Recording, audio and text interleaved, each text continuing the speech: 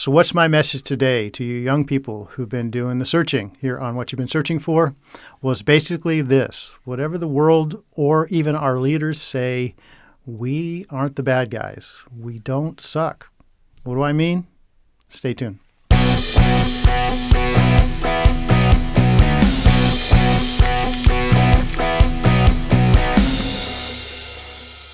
As I said in our last podcast, we're focusing now not on what you've been searching for, but who's doing the searching. Our research has told us that we have a lot of younger people younger than me at least, which is probably a large portion of our audience. Most people are younger than me.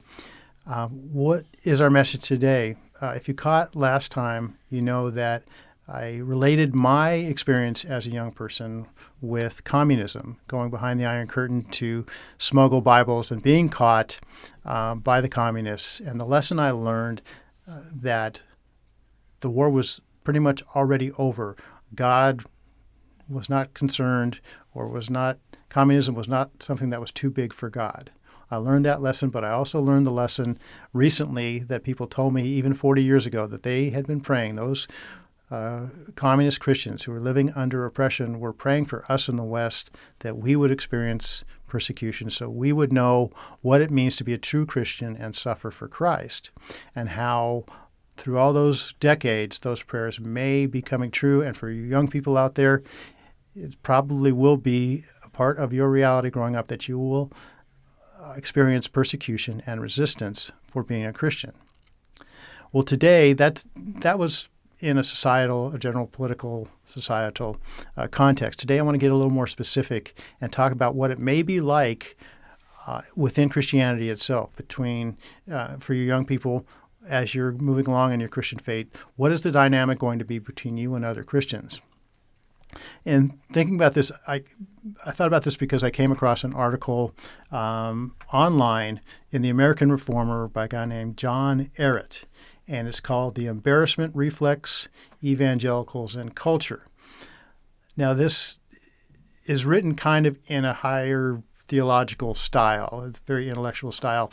It doesn't really lend itself to the type of podcast I like to do, but he makes some very good points, and his points kind of dovetail with what I've always said in my podcast or in my teachings online. One of the things I've always said is that evangelicals or Christians, we're going to get a lot of bad press from the world. Our message is offensive to the world. The Bible tells us the gospel is offensive to the world, and people aren't going to like it, and they're going to accuse us of a lot of different things.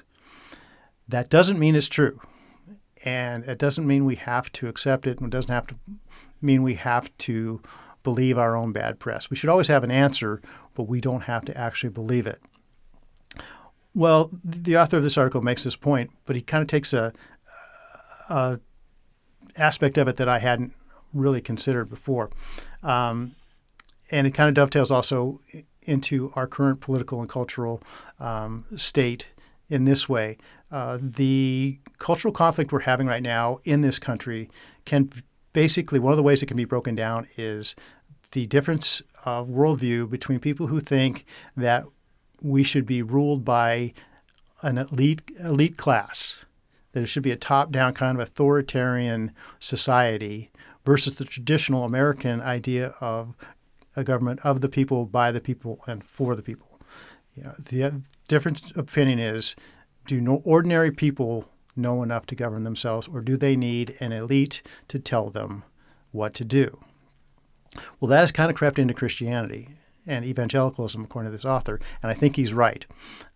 He says we kind of have a evangelical elite forming. Christian leaders, thought leaders, educators, people in colleges, people in places like online think tanks in Christianity that have kind of taken the cultural ideas that are being pushed today by progressives, by socialists, by Marxists, by the left, things like intersectionality and critical race theory, white supremacy, toxic masculinity, you name it. All these things that our culture is throwing at us, accusing us of, because we're Christians, somehow we've been a part of this oppression. We've been a part of this victimization of certain groups, or we've been part of these injustices that have been done. And because of that, we've abandoned somehow true Christianity. And we need to kind of refocus our Christianity on these things. We need to start talking about identity politics and critical race theory, or whatever else it is, whatever the flavor of the day is. And there's a lot of new flavors out there.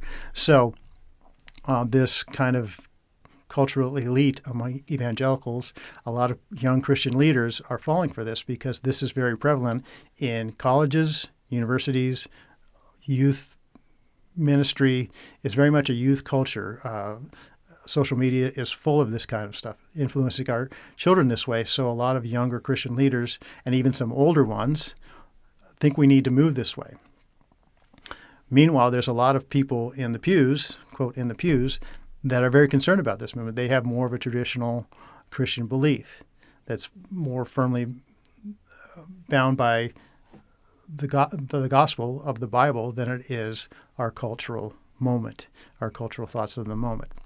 So this is what it's talking about. And he makes the same point. He says the people that are pushing this and saying, hey, we as evangelicals, we can't cling to these traditional beliefs because they're too oppressive or they're too white supremacist or whatever it is, they're assuming that the people leveling these accusations are actually right. They never bother to question whether or not they may be right or not. It's the flavor of the day. It's what our society is pressuring us to do. If we're going to stay relevant in our society, we need to adopt these, at least try and mollify them, try and speak to them in a way that won't make it appear so much.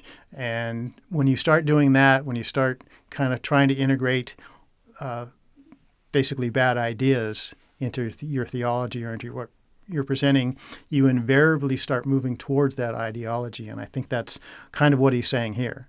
By not even questioning whether these critiques, these societal critiques are true, a lot of the Christian leaders are starting to even adopt them and see them as true.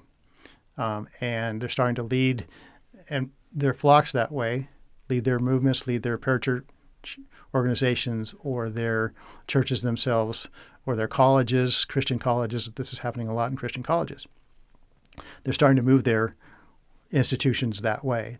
And a lot of, normal, regular Christians who are not in leadership or not in part of this elite are having a lot of trouble with it. And it's kind of a divide that's growing within Christianity. So how does this relate to young people? Well, obviously I've said it. This is very prevalent among younger Christians. I've seen it in my own dealings with younger Christians. And as I said in my previous podcast, this is going to be a reality more and more for younger Christians as they move on in their Christian walk within our society. You're going to be under a lot of pressure to abandon traditional biblically based beliefs in your Christianity, not only in your society, but also in your Christianity. And a lot of it will come from Christian leaders and other Christians, your peers. So you need to decide what your faith is, what it's based on. Is your faith based on the truths of the Word of God, or is it subject to whatever the political flavor of the month is coming from our society and coming from people who don't have a Christian worldview and who would love nothing more than to see Christianity and evangelicalism especially bend to their will and modify its beliefs to conform to theirs. And that way that we're less a threat to their power and influence in the culture. So, young people, again, this is going to be your reality. There's going to be a lot of things coming your way that will be your realities as you move on in your Christian life that I'm going to continue to speak to. Stay tuned for next week's. If you like these podcasts, the button's right down there. If you think other people would like it, share these videos with your friends. If you want to see more of them, subscribe to our YouTube channel. And if you want even to see even more great content, go to ChristianPodcastCentral.com. Thanks for listening.